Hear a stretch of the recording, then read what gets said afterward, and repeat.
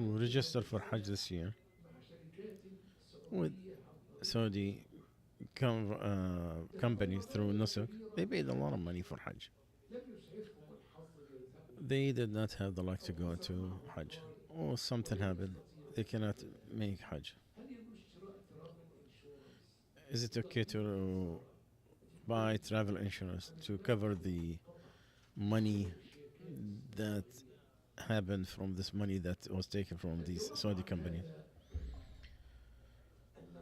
The answer, the insurance, the commercial one, originally all of these are forbidden because it's based on the extreme and there is riba and also the unfairness in there. Sometimes whenever there is a need, until there is an Islamic replacement and a replacement alternative, because the risk is different than the riba. That is not allowed except in the emergencies. When the surprises come in and spread everywhere, like in this situation, then hopefully there should be a way out, inshallah. And the hardship bring the ease, inshallah. Is the selling of al-murabaha for the profit from the Islamic bank, is it a true sale where the bank go with the Islamic rules in owning the commodity and holding it, or is it something just a show and it's nothing true about it? Because we know the banks don't own anything, and it's way of dealing, and through the money they are. That's how they make money, is by selling, by loaning, and take a loan. The answer, that form of al-murabaha, where the investment by buying a commodity with a certain specification with the promise to buy it through profit. So they will go and buy that product and they sell it to that person with its origin, with the profit that they agreed on. In that form, it is allowed. It goes into Allah Azza wa Jal saying that Allah has allowed selling and buying.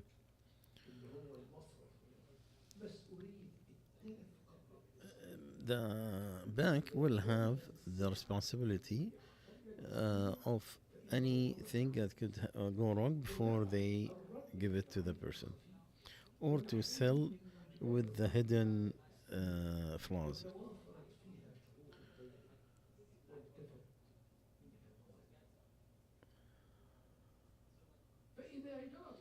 So if the deal happened that way, then it is allowed. But we're talking about sometimes in applying these rules, there will be some violations of these rules, and the bank, they try to correct it. There's always some kind of problem, but in general, the matter, there's always some kind of a problem, and with the generality of the problem and then its desperate need, and they seldom offer alternatives. Maybe it is the best choices that's on the market, that's allowed, and no one should blame on a small light in a darkness, as long as you don't have a light with no darkness. Shaykh al-Islam ibn Taymiyyah, he said, maybe the person can't go to the right path except with something innovative, of something that is wrong.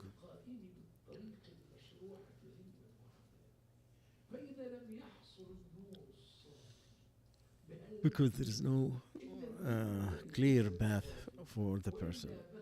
So if there is no pure light, and there is nothing except that small light, and it's not pure, then it is better to have that light than to have complete darkness.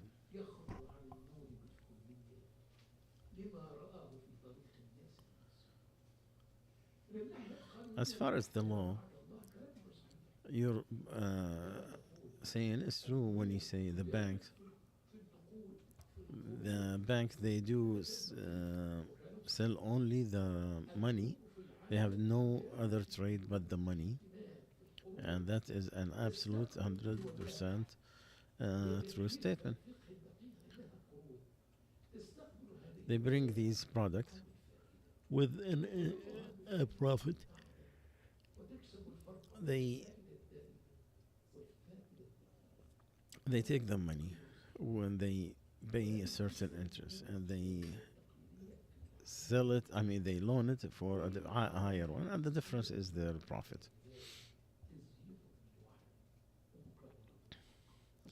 However, the Islamic financial institute had their different laws or path and work that makes her away from this.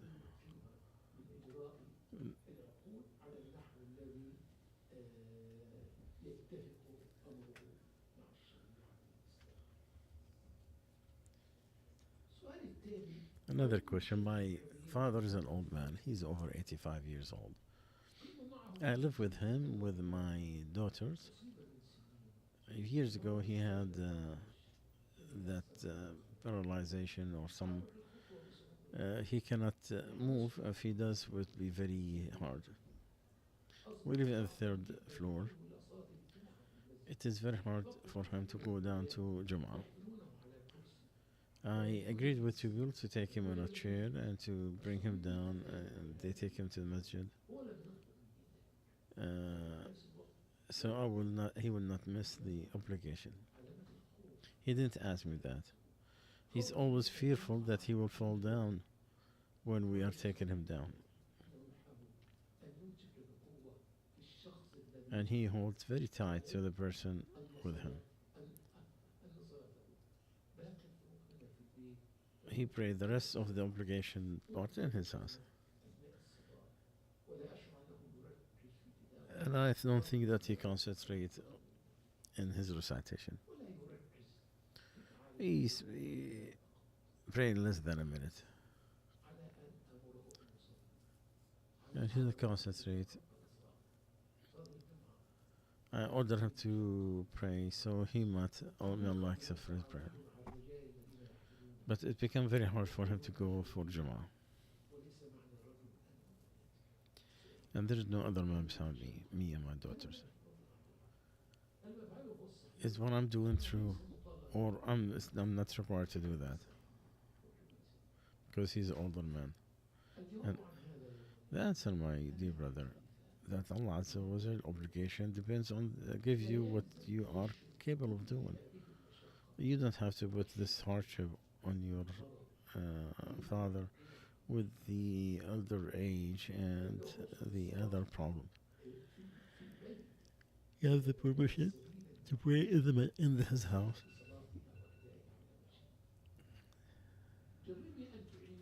Try to help him in the house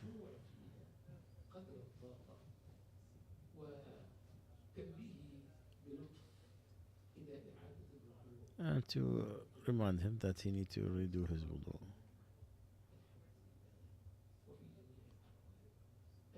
And no matter what the situation is, you're going to be rewarded. And remember Allah saying, if one or two of them reach older age, so then say off and say to them something very nice.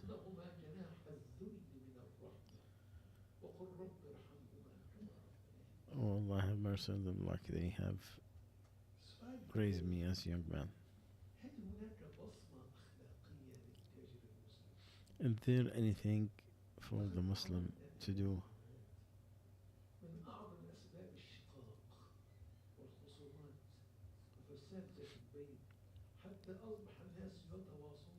And people, they don't deal financially or anymore.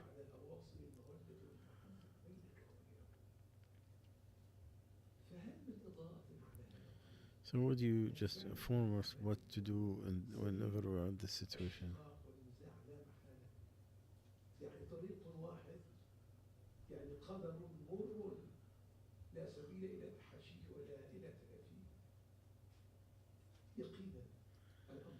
Without a doubt, the matter is not how you think. The merchant is one of the most way that is allowed for you to do.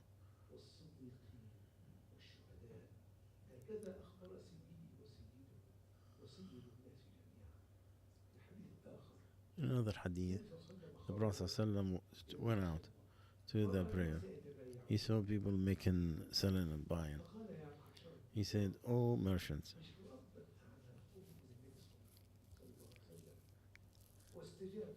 They all answered him.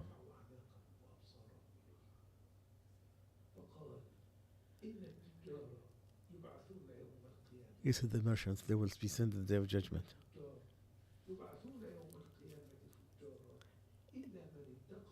as the worst, except for those who fear Allah, and they said the truth.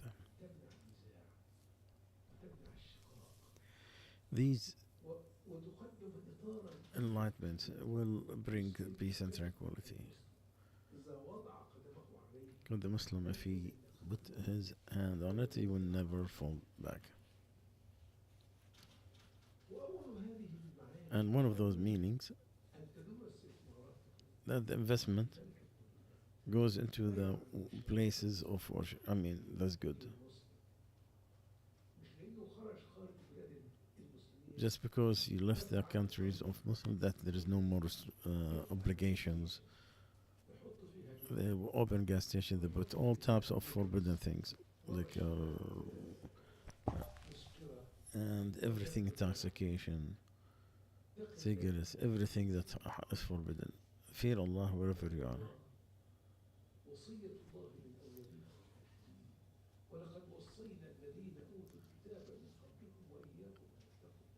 Allah Azza wa Jalla said in the Quran, we have advised you and those who were before you to fear Allah. Even if you like the abundance of that is filthy. And he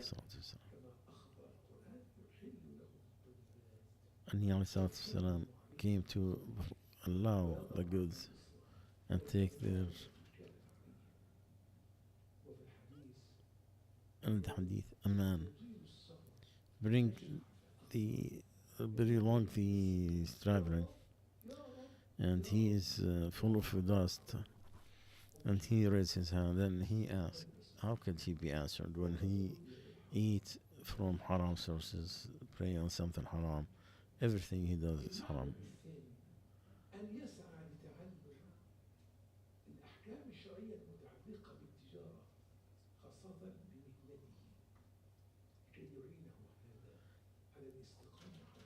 And this will help him into the righteousness. Ibn Umar said,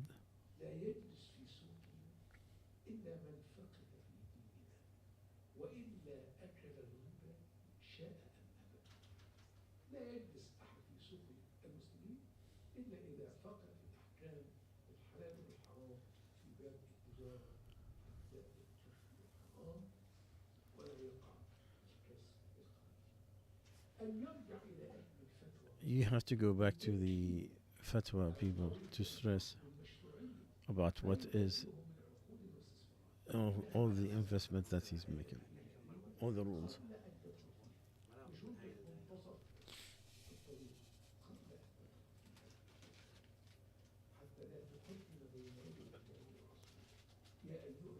Oh, who you believe, do not put anything ahead of Allah and His Messenger, the order of Allah and His Messenger.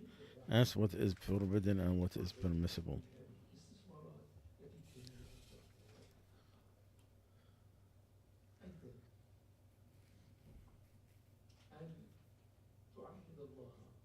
And you have to ask Allah that you will make your sustenance very good, and not to be distracted from Allah, the mention of Allah. You have to ask Allah that you're going to avoid riba and the risk and the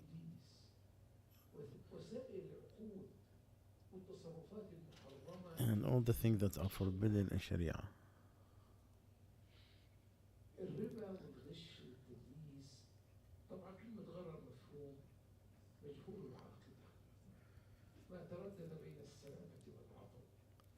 And the Sheikh is talking about some of the vocabulary meaning.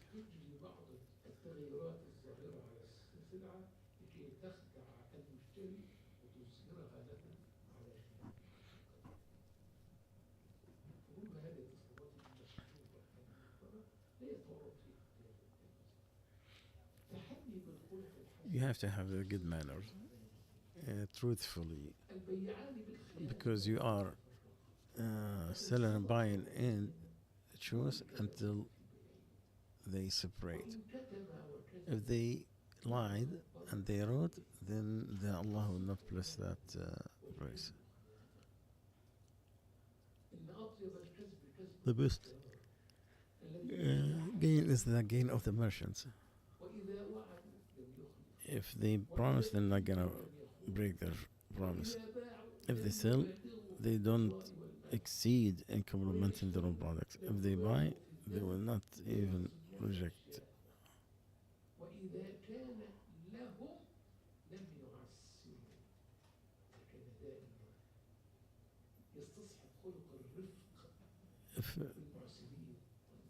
If you are among those who give ease for people with their loans,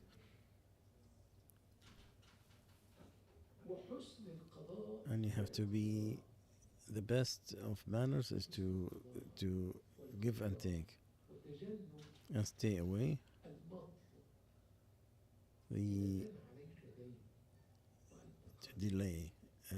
If you have a loan and you're capable, don't waste that time.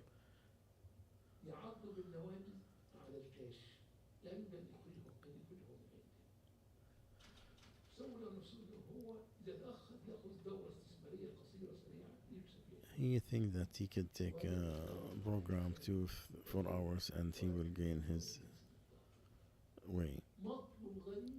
The Prophet said the delay of the rich is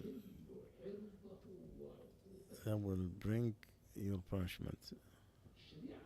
The Sharia did not allow that the person who delay it is penalties, but did not allow persons to delay. That delay is transgression that will expose him to the punishment of Allah.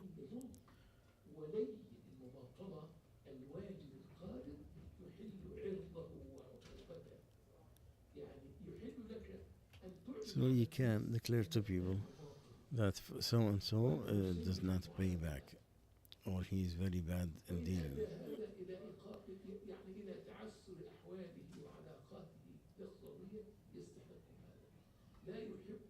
Allah don't like the explosion, the harm and go, except for those who are transgressed.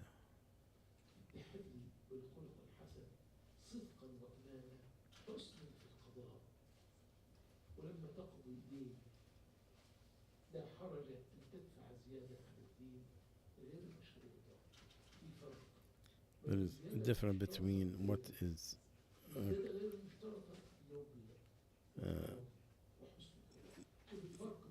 the extra with if you borrowed 100, you take back 110. If there is a condition before, then it is riba. If no one, it is a good giving back the money. So to appreciate the person who gave you the loan is by giving him extra. That's something good from your side. You get a reward for that. Among you best is the best among you is the one who give back his loan on time. And that's the character of the noble believers. When you ask, Don't make it hard on people. Do not stress on him. Or take him to a dead end. I remember Allah saying, if you give charity, it's better for you. So look at the person who needs this life. Allah will prevent your hardship in the day of judgment.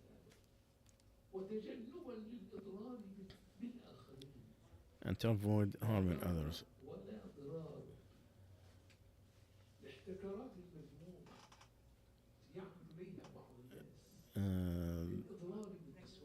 What some of the people do, some of the merchants of hold on commodities so they could raise the price. That is all forbidden.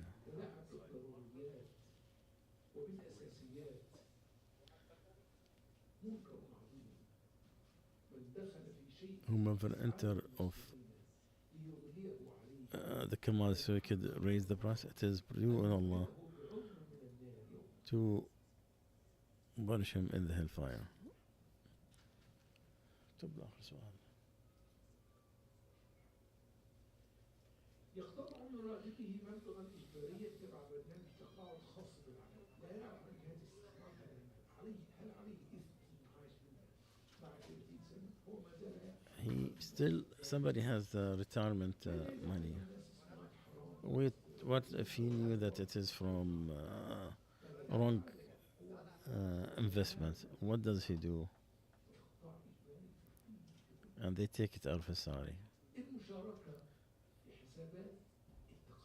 to the retirement that has different rules. And if you go to amjad.online.org, you'll find a very good answer.